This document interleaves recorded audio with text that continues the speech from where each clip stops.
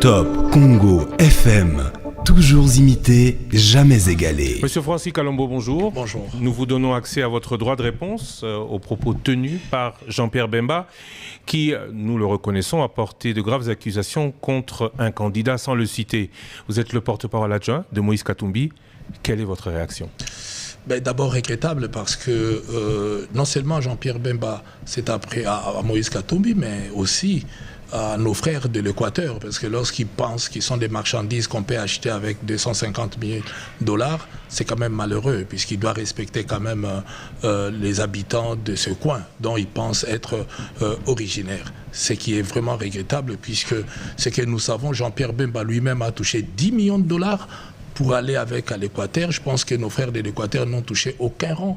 L'argent qu'il a dépensé pour louer les hélicoptères, il aurait pu s'en servir pour faire des routes, permettre à ce que nos frères et sœurs puissent circuler librement à l'Équateur. Face à cet échec, sans bilan, sans rien, il est venu ici pour raconter n'importe quoi, ce qui est malheureux pour quelqu'un qui n'a pas de leçons, ni de moralité, ni de quoi que ce soit à donner aux gens. Tout le monde sait que Jean-Pierre Bemba a vendu ce pays à l'Ouganda.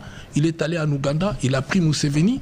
Vous n'avez qu'à voir les photos, le 14, avec Museveni, derrière Museveni, à Gbadolite, où il est arrivé. Et d'ailleurs, ce que nous rapportent les gens de Gbadolite, c'est lui qui a pillé tous les biens du maréchal qu'il a trouvé là-bas, et il est venu avec l'armée ougandaise. Donc il a trahi ces pays en amenant des étrangers chez nous, et il a circulé avec eux. Ils sont arrivés à Kisangani, où ils ont commis des massacres, on a enterré des femmes vivantes, et ce n'est pas un secret, l'Ouganda a été condamné. Et aujourd'hui, il pense que ce que lui a fait, que Moïse Katumbi est capable de le faire. Non. Lorsqu'il parle du Rwanda, en disant que le conseiller spécial de Moïse Katumbi était en contact avec les Rwandais, mais M. Christian Lusakweno, que Jean-Pierre Bemba vous regarde dans les yeux, qui vous demande si lui ne fait pas des affaires avec les Rwandais aujourd'hui où nous parlons. Vous faites des affaires avec les Rwandais ? Lui, Jean-Pierre Bemba. Non, je parle de... Nous, jamais. Moïse n'a jamais été en contact ni fait des affaires avec des Rwandais. Mais poser la question à Jean-Pierre Bemba, le 13 juillet 2023, alors que le Rwandais, on traite Kagame de tout, il a été faire quoi à Kigali ? Lui, Jean-Pierre Bemba, il était à Kigali avec un Falcon 900EX. Je vous donne l'immatriculation de l'avion qu'il a pris pour aller à Kigali. Et c'est un avion Falcon 900EX, immatriculé ZSFCI, qu'il a pris, qu'il est allé avec à Kigali. Donc voilà les gens qui nous trompent. Tout le temps, on vous dit Rwandais, les gens avec le Rwandais, eux, ils sont en contact avec le Rwandais. Et ils font des affaires avec le Rwandais. Et je peux vous citer même des noms des gens avec qui il était dans l'avion pour aller à Kigali. Donc ici, qu'on ne se joue pas des gens.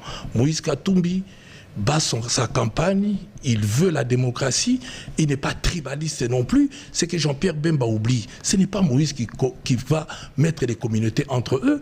Moïse Katumbi, devenu gouverneur, a restitué tous les biens des Kassaïens qu'on avait pris. Il a autorisé aux Kassaïens de rentrer au Katanga et beaucoup de Kassaïens étaient mieux à l'époque où Moïse était gouverneur, et pas du tout. Il faut rappeler à Jean-Pierre Bemba, si lui n'a rien comme argent, tout ce qu'il a géré tombé en faillite, il continue à vivre sous le mamelle de son père. Ce n'est pas le cas de Moïse Katumbi. Moïse Katumbi est devenu gouverneur en état millionnaire. Avant de devenir gouverneur, il n'a pas fait fortune en devenant gouverneur. Si lui a fait fortune en devenant vice-président de la République après qu'on ait tué des Congolais, ce n'est pas le cas avec Moïse Katumbi. Si lui a vendu, aujourd'hui on lui doit 27 millions par la RV avec des avions pourris qui ne vaut même pas 300 000 $, ce n'est pas le cas de Moïse Katumbi. Moïse Katumbi ne s'est pas enrichi quand il devient gouverneur. Il est devenu gouverneur étant riche, étant milliardaire déjà à cette époque-là. Et les témoignages sont là, qui nous disent quand est-ce que Moïse Katumbi a fait. Et d'ailleurs, en devenant gouverneur, il s'est porté plusieurs fois garant pour obtenir des crédits, pour permettre à ce que même les travailleurs de SSF puissent être payés, même pour avoir des crédits pour faire certains travaux au niveau du gouvernorat du Katanga. Donc voilà quelqu'un qui s'est donné bec et ongle pour sa patrie, pour sa nation. Vous les traitez d'immoralité. Jean-Pierre Bemba de moralité? Non. Nous avons perdu Igo Tanzambi ici à Kinshasa parce qu'il parle de la des élections. Mais pourquoi les gens sont morts ici? Parce que Jean-Pierre Bemba a refusé de reconnaître les résultats des élections. On a tué. Qu'il aille, moi, mais est-ce qu'il a déjà donné, il s'est donné la peine d'aller visiter la famille d'Igo Tanzambi, un homme d'affaires qui n'avait rien à voir. Et beaucoup de gens sont morts. Donc Jean-Pierre Bemba, derrière lui, Les pygmées ne peuvent même pas s'approcher. Parce que le monsieur, on n'a pas de leçons à recevoir de moralité chez lui. Roger Lumbala l'attend là-bas. Qu'il aille à Paris, on va voir. Donc moi ici, je tiens à lui rappeler, nous voulons la cohésion nationale, nous voulons que les choses se passent bien. Tout ce qu'il a décrit sur votre micro, c'est la peur de perdre. Il n'a rien fait pour aider le pays à avancer. Ministre de la Défense, aucun bilan, zéro. On n'a pas récupéré un seul centimètre. Vous lui avez posé la question ici, il était incapable de vous dire ce qu'il a pu faire. Mais nous, dès qu'il est arrivé, ils sont arrivés aux affaires, nous continuons, lui, ministre de la Défense, à perdre. Je l'ai vu énervé les jours du dépôt de la candidature du président Félix Tshisekedi, où Jean-Pierre Bemba, on lui a interpellé pour lui demander Bounagan est toujours entre les mains. Il s'est énervé. Voilà quelqu'un qui n'aime pas la contradiction. Ici, on les contredit, advienne que pourra. Je sais qu'aujourd'hui, il va chercher à faire tout ce qu'il a l'habitude de faire, mais on le regarde droit dans les yeux, il n'a pas à faire peur aux gens. Jean-Pierre Bemba, c'est quelqu'un qui est allé à Bangui, où on a fait des crimes, on a commis des crimes, et lui n'a pas de leçons à donner aux gens. Je me demande, il y a peut-être que Félix Tshisekedi qui peut nommer un monsieur comme ça, vice-premier ministre de la République. C'est la honte. C'est la honte. Francis Kalombo, la campagne se termine sur des propos qui ne sont pas des propos de campagne. Est-ce que vous le regrettez ? Énormément, ça ne vient pas de nous. Ça vient de l'autre côté parce qu'ils ont peur de perdre. Et Jean-Pierre Bemba, c'est dans ses habitudes, il aime que le sang coule. Mais vous en ajoutez une couche aujourd'hui. On reprend parce que c'est quelqu'un qui aime que le sang coule. Il l'a fait couler à l'époque, même lorsqu'il fallait faire une démocratie, il n'a fait que ça. Donc même ici, pour accepter les résultats des élections, les chars sont sortis, la guerre a éclaté à Kinshasa. Voilà un monsieur comme ça, oui, il n'a même pas honte. Est-ce qu'il faut que vraiment qu'on continue à faire couler le sang des Congolais? Non, nous avons choisi la démocratie. Monsieur Christian, il y avait un choix à faire. Soit nous prenons des armes comme les gens du M23, ce n'est pas l'argent qui manquait à Moïse Katumbi, soit nous boycottons les élections comme ceux du PPRD l'ont fait. Nous avons accepté d'aller privilégier la démocratie. Alors il faut le minimum de respect. Aujourd'hui où je vous parle, on interdit à Moïse Katumbi d'atterrir à Kananga, de faire l'espace kassaïen. Aujourd'hui où je vous parle, où est la démocratie? On a empêché à Moïse Katumbi de faire venir des avions qu'il a déjà loués, même les hélicoptères, mais eux-mêmes, ils circulent avec les hélicoptères. Non, ce n'est pas ça. Le peuple n'est plus dupe. La campagne se termine. Quel est le bilan de la vôtre?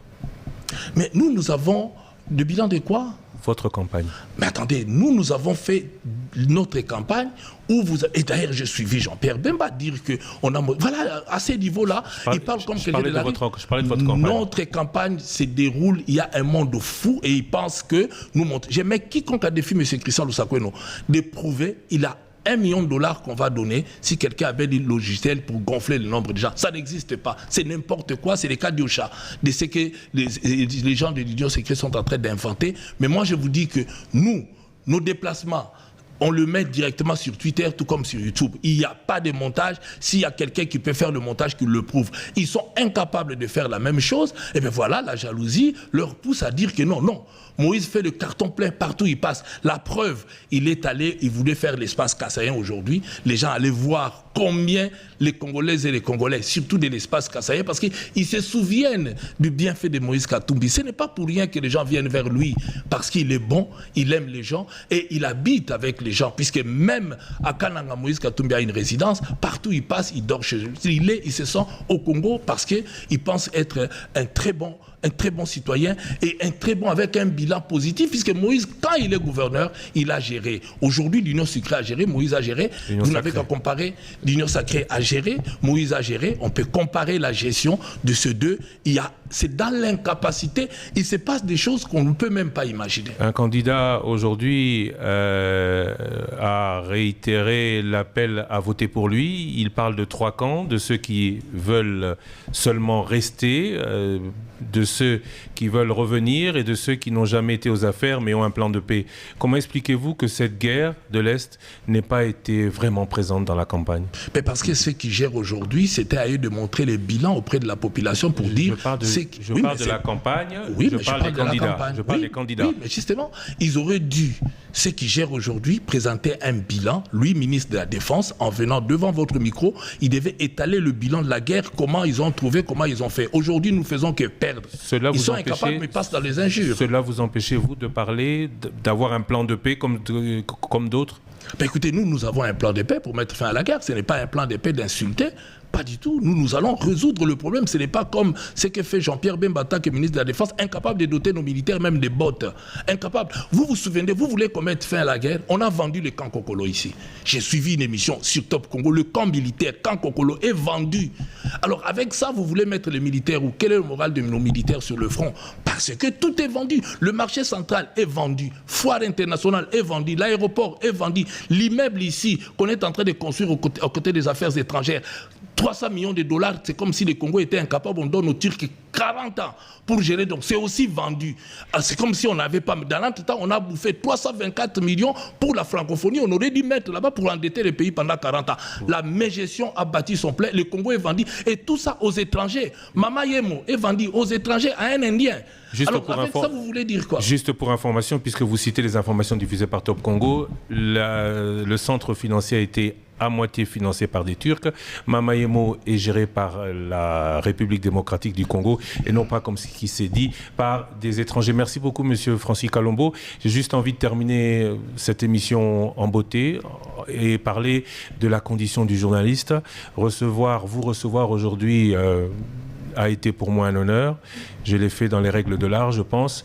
Comment expliquez-vous que certains s'en prennent à la presse?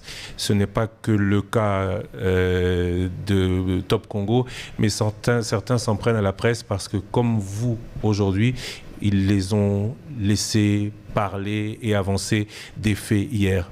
Oui, comme Stanik qui croupit en prison, ce qui est inadmissible. Les journalistes font leur boulot, ils posent des questions, et à nous, des hommes politiques, de répondre. Mais il faut aussi regarder, nous, des hommes politiques qui répondons, on nous arrête si on a la chance. Parce que quand on n'a pas la chance, on retrouve mort dans un coffre d'une voiture. Donc, on nous tue. Mais attends, entre autres, la presse et les hommes politiques, puisque Stanik qui croupit en prison, il est de la presse. Et nous, les hommes politiques qu'on tue ou qu'on nous arrête, ça fait partie aussi de ça. Parce que quand on vient devant la presse... De certains de vos partenaires après l'émission de Jean-Pierre Bemba à l'égard du média qui l'a fait parler et qui vous fait réagir aujourd'hui? Non, mais moi je pense, Monsieur Christian, ce qui est vrai, c'est que les gens peuvent avoir leur réaction. Moi, la preuve, je suis venu répondre pour donner droit à réponse. C'est ça, Moïse Katumbi. Moïse Katumbi n'a pas besoin de s'apprendre à la presse. Il n'a pas besoin de s'apprendre à qui que ce soit. Mais Moïse Katumbi veut que les choses avancent. Il veut qu'il y ait la démocratie, une liberté de la presse. Et d'ailleurs, si Moïse Katumbi devient président de la République, vous, les journalistes, vous allez être libres. Parce que la RTNC, tous les journalistes sont pris en otage. Et la majorité des journalistes en République démocratique du Congo sont pris en otage par le pouvoir. Tout simplement, ils ne veulent pas la contradiction. Le gens aiment insinuer des choses sur des gens, tout comme Jean-Pierre Bemba est en train de le faire, mais lorsqu'on le fait contre lui-même, il s'énerve parce qu'il n'accepte pas. Traiter ses frères de l'Équateur comme des marchandises qu'on a achetées à $250, $50 000, alors que lui-même a pris 10 millions de dollars qu'il n'a versé aucun rang chez les autres là-bas. C'est quand même malsain de sa part. Et lorsque les journalistes le disent, on s'en prend aux journalistes. Et moi, je dis que c'est nous, les politiciens, qui sortons des choses, mais ce n'est pas aux journalistes qu'il faut s'en prendre. On parlait de la presse, malheureusement. Et pas d'autre chose. Merci beaucoup, Monsieur Francis Kalombo, et à très bientôt. Merci beaucoup, Monsieur Christian Lusakwen.